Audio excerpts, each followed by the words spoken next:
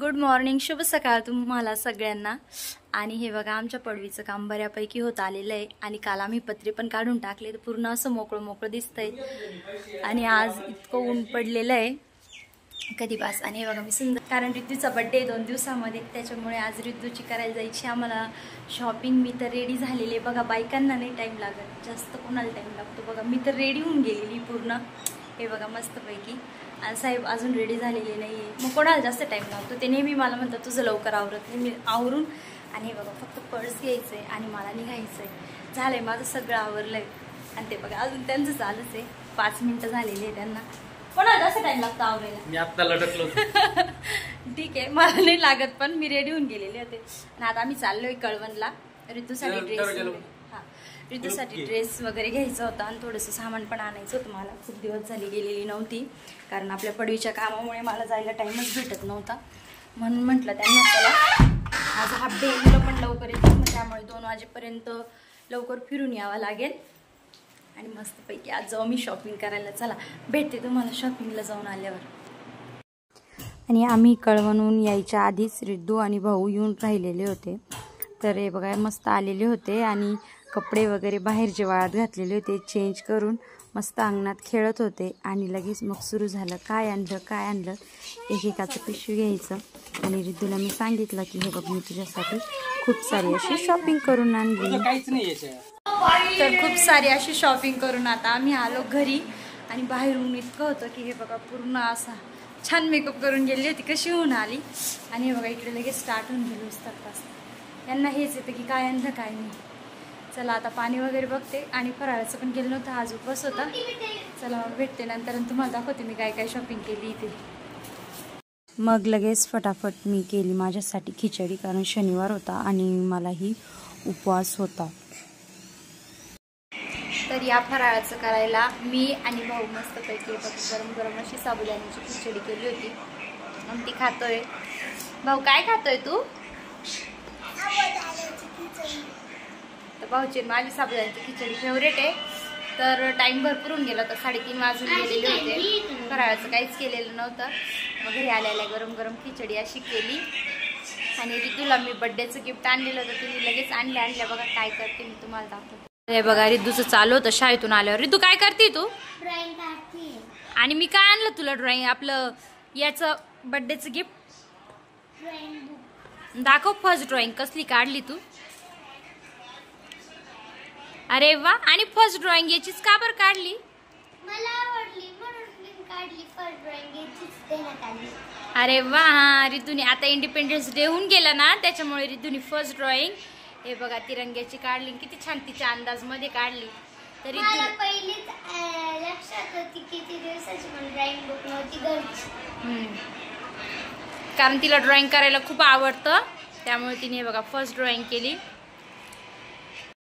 तर साडी वगैरे बदलून आता आलेली होती मी गवत कापायला, कारण 4 वाजून गेलेले होते आणि बऱ्यापैकी ऊनही कमी झालेलं होतं, म्हणजे थंड वातावरण झालेलं होतं।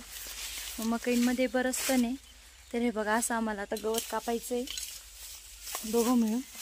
मी कापून देतील ते वाहून घेऊ। आणि शर्ट पण आणलेला आहे मी घालायला, कारण मकईंमध्ये खूपच मच्छर चावतात हिरव्याच्या वरचे। चला तर मग आता गवत कापायचं आहे, पटपट गवत कापून घेऊ, कारण बैलांना सायंकाळच्या वेळेस गवत कापलं का मग ते सकाळपर्यंत पुरतं।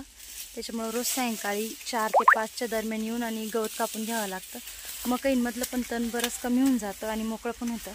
तर इकडे पण भरपूर भरलेलं होतं, हे बघा असं मोकळं होऊन जातं। मग गवत कापल्यावर बांध चालायला आणि यायला पण सोपं होऊन जातं आणि मकईमधलं पण थोडंफार गवत कमी होऊन जातं। चला आता 1-2 वजं गवत कापू। पूर्ण एक बांध कापून झाला आमचा, हे बघा इकडचा। काल यायला जायला बिलकुल जमत नव्हतं। आज भाऊ मस्त चालतोय ना, दिसतंय चालायला? कारण आम्ही त्या दिवस आलो होतो सीताफळ तोडायला, त्या दिवस बिलकुलच बांध नव्हता, कारण पूर्ण गवताने भरून गेलेला होता आणि गवत पण चांगलं होतं बैलांना खायच्या लायकीचं। त्याच्यामुळे मग एक करून आता असा बांध प्रत्येक आम्हाला कापायचा आहे। तर हे आज झालं संध्याकाळचं, आता उद्या पुन्हा यावं लागेल। नाही बघा किती घामे होऊन गेली, कारण मकईंमध्ये काहीच वारं लागत नाही।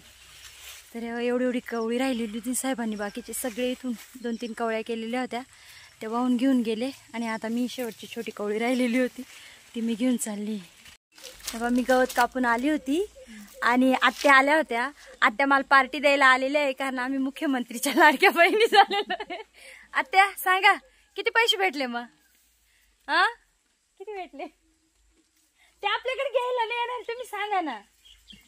आत्याला आनंद झालेला आहे कारण आत्या लाडकी मुख्यमंत्रीची बहीण झालेली आहे आणि सुना पण झालेली आहे. त्याच्यामुळे आत्या आपल्याला पार्टी देणार आहे. लवकर यायची पार्टी द्यायला. आत्या तुम्ही आमंत्रण द्यायला आलाय ना, बोला ना.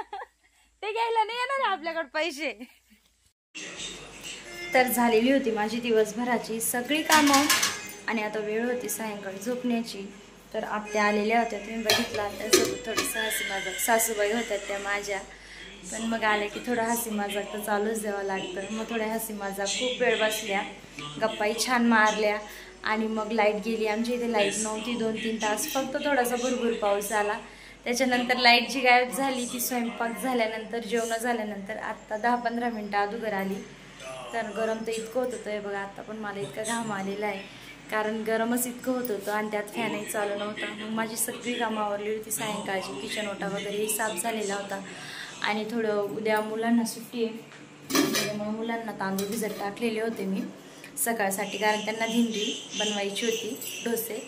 आणि म्हटलं चला आपला ब्लॉग इथेच एंड करू. आणि तुम्हाला माहिती, जर माझे ब्लॉग जर तुम्हाला आवडत असेल तर तुम्हाला काय करायचं आहे, लाईक करायचं आहे आणि नक्कीच तुम्हाला काय बघायला आवडेल मला कमेंट करून सांगा. आणि हो, आपले नवनवीन व्हिडिओ बघण्यासाठी आपल्या चॅनलला सबस्क्राईब करा.